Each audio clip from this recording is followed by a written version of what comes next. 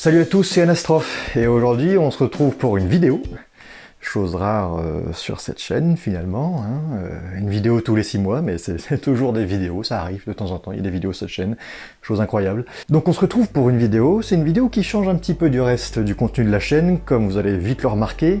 Ce coup-ci évidemment vous voyez ma tête, je suis directement devant vous, et je vais vous parler d'un projet qui m'a occupé pendant un petit bout de temps, c'est le projet de la fabrication d'un simulateur maison. Donc simulateur de voiture de course avec volant pédalier, et je vais vous montrer comment j'ai pu concevoir tout ça.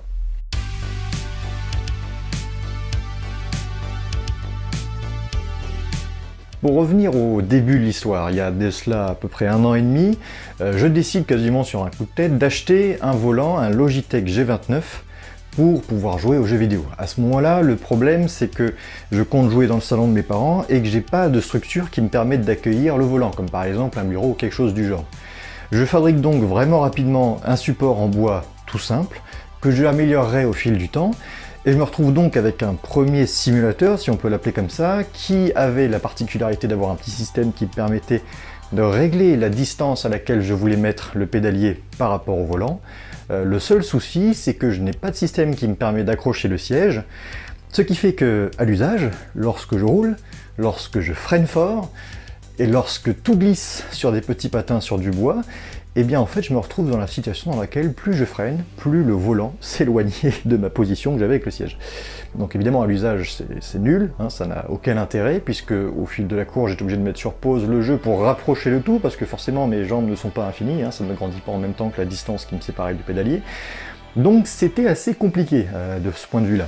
Donc maintenant nous sommes en avril 2020, j'ai cette idée derrière la tête depuis un petit bout de temps de me dire qu'il faut que je refasse un simulateur en repartant de zéro, et c'est là que commence l'idée du projet Simulateur 2.0. Évidemment, vous l'aurez compris, l'objectif c'est pas de reconstruire le même simulateur, il va falloir qu'il évolue. Donc les principaux points d'évolution, je veux qu'il soit évidemment plus joli, qu'il ressemble plus à un vrai simulateur comme ceux qu'on retrouve sur le marché. Je veux avoir une position de conduite bien plus basse et bien plus allongée, un peu plus typée monoplace. Et surtout, je veux que le volant, le pédalier, le siège, tous ces 3 éléments ne bougent pas entre eux. Voilà. C'est avec ces idées derrière la tête que je commence l'étape véritablement de la conception. Donc j'ai déjà pas mal d'idées derrière la tête, et pour commencer la conception, en général, le mieux à faire, c'est de faire des croquis, des dessins. Grâce à ces dessins, je vois comment est-ce que je vais organiser mon architecture générale, comment est-ce que je vais faire la conception de mon baquet, de mon support de volant, de mon pédalier, etc.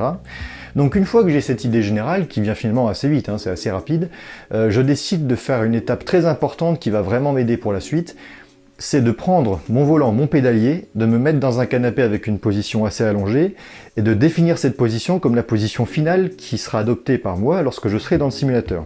Et à partir du moment où cette position très importante est définie, je prends une photo de moi de profil, et je fais très attention à placer en bas un petit réglé de 20 cm, et grâce à cette échelle, finalement, j'ai plus qu'à réimporter cette photo dans mon logiciel de 3D pour remettre à l'échelle la photo et reconstruire ensuite en 3D le simulateur que je fabriquais en fonction des dimensions, en fonction de la position de mon dos, de la position du pédalier, de la position du volant. Pour ça, j'ai utilisé le logiciel de 3D le plus, je pense, le plus simple qui existe sur le marché et qui en plus est gratuit, qui s'appelle SketchUp, que vous connaissez peut-être.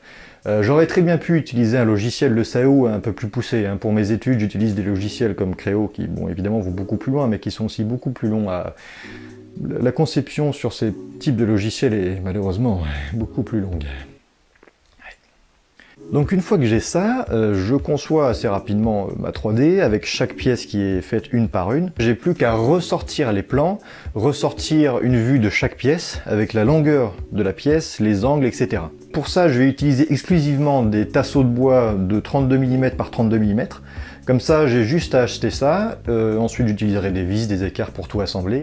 Une fois que j'ai tous ces dessins, il n'y a plus qu'à descendre à la cave, passer à l'étape d'après. On se retrouve avec du mois du passé pour voir comment est-ce que j'ai fabriqué tout ça. Voilà, donc c'est parti pour commencer la deuxième étape du projet, l'étape de la fabrication. Donc pour ça, vous voyez, on a tout ce qui est un petit peu autour de là. On a une disqueuse qui va nous permettre de faire des découpes propres et précises. Donc maintenant, on va commencer par découper l'ensemble de tous les tasseaux qui composeront le simulateur. Donc il y en a pour 19 mètres au total de découpe à faire, ce qui fait pas mal. Mais bon, avec ces plans-là, on va pouvoir faire les longueurs voulues, tous les angles voulus, et normalement, quand on commencera l'assemblage, qui sera l'étape suivante, tout devrait s'emboîter parfaitement.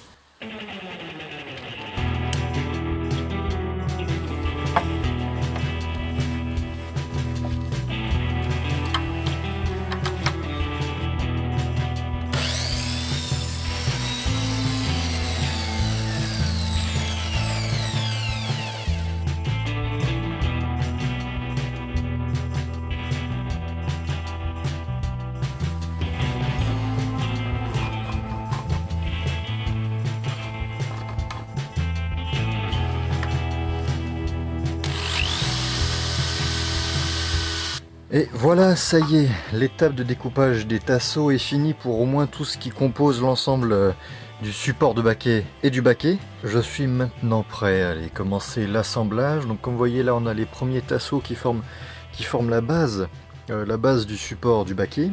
Et je vais pouvoir pré-percer mes trous, puis mettre mes vis, et normalement l'assemblage sera optimal.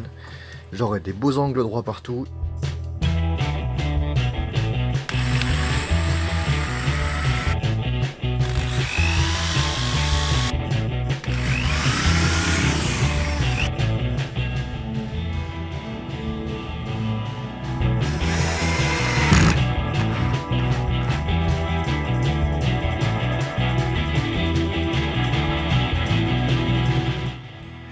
Voilà, donc comme vous voyez, je viens de terminer le support du baquet dans la version définie par mes plans. Vous voyez que les efforts dans ce sens-là sont très bien soutenus. Voilà, c'est du très solide. Cependant, quand on commence à le tourner dans l'autre sens, on voit que ça bouge beaucoup. Donc, pour pas prendre de risques et être sûr que ce soit bien rigide, parce qu'il y aura quand même pas mal d'efforts qui vont passer par le support de baquet, hein, tous les mouvements que je vais faire en conduisant, bah, c'est ici que ça va prendre cher. Donc ce que je vais faire, c'est que je vais refaire des petites jambes comme ça, là. Je vais en faire des un peu plus courtes que je vais mettre ici.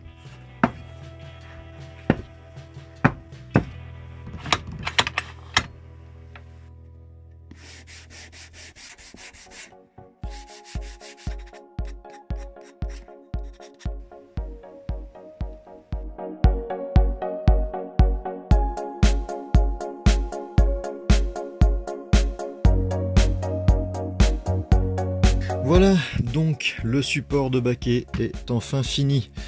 Donc comme je l'avais dit tout à l'heure, je l'ai renforcé avec de nouvelles équerres comme ça, des petites jambes là.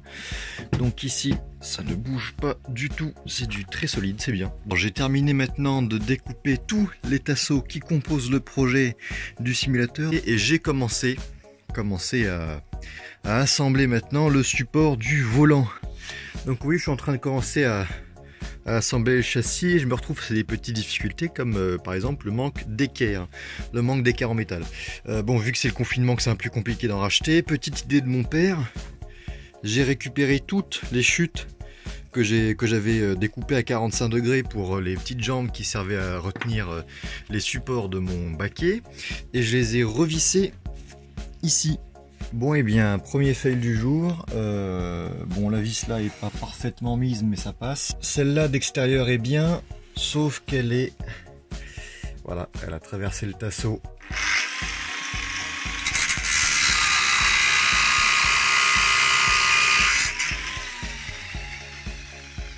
C'est propre maintenant. Bon, il y a juste une marque, mais bon, ça, avec la peinture, on verra plus. Comme vous voyez ici, j'ai terminé d'assembler le support de pédalier avec ces 3 trous pour fixer directement le pédalier Logitech dessus. Et là, comme vous voyez, j'ai commencé à faire un premier montage pour voir comment je vais réaliser mon système de réglage. Donc je vous explique. Ici, j'ai une vis qui va venir se planter dans un tasseau en dessous. Et ce tasseau sera troué avec différentes graduations, des trous à différents endroits. Comme ça, on pourra le déplacer et on va planter la vis et ça va bloquer le pédalier. Donc c'est comme ça qu'on va régler ce système.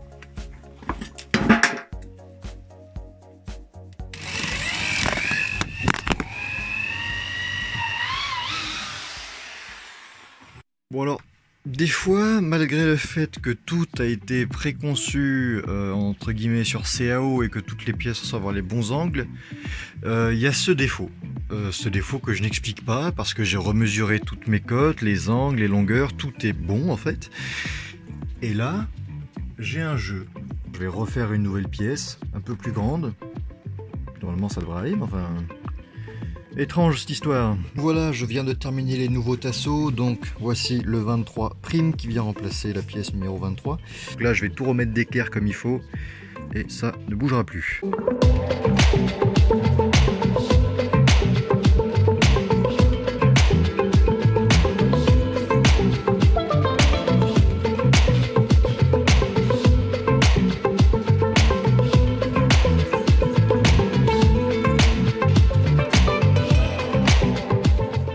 Ça y est, le support de volant a enfin terminé d'être assemblé. Donc voilà, c'est du solide, plutôt content du résultat.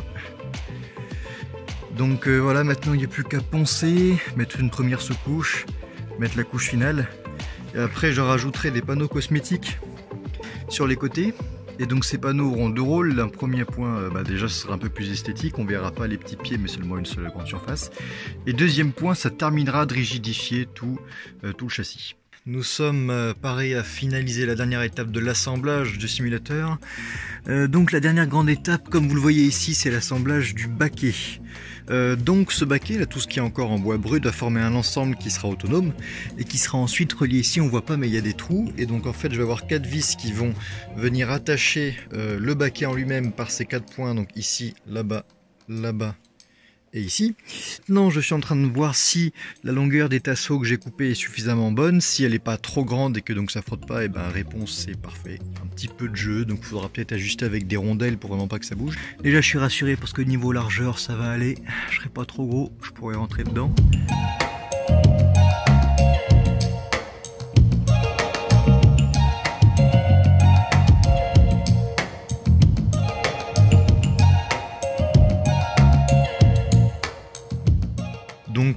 Donc on commence à approcher de la fin. Qu'est-ce que je vais faire ensuite? Je vais tout simplement placer le baquet sur son support.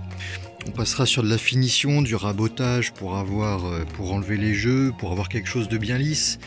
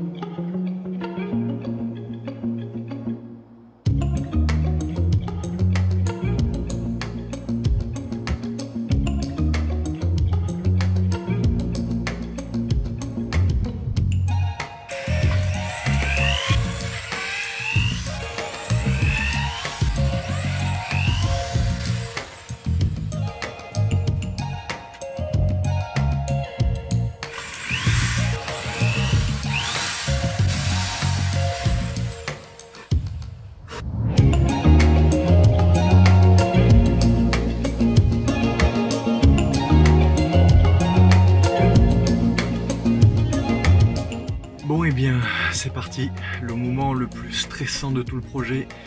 J'ai terminé de finaliser les trous dans le baquet, j'ai maintenant assemblé avec la visserie au support de baquet et maintenant il va falloir que je m'assieds dedans. Instant de vérité donc, est-ce que ça tiendra le choc ou pas? La réponse tout de suite.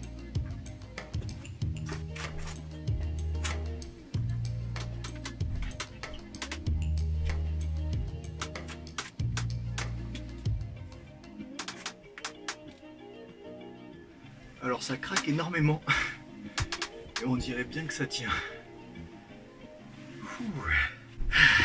Étape accomplie.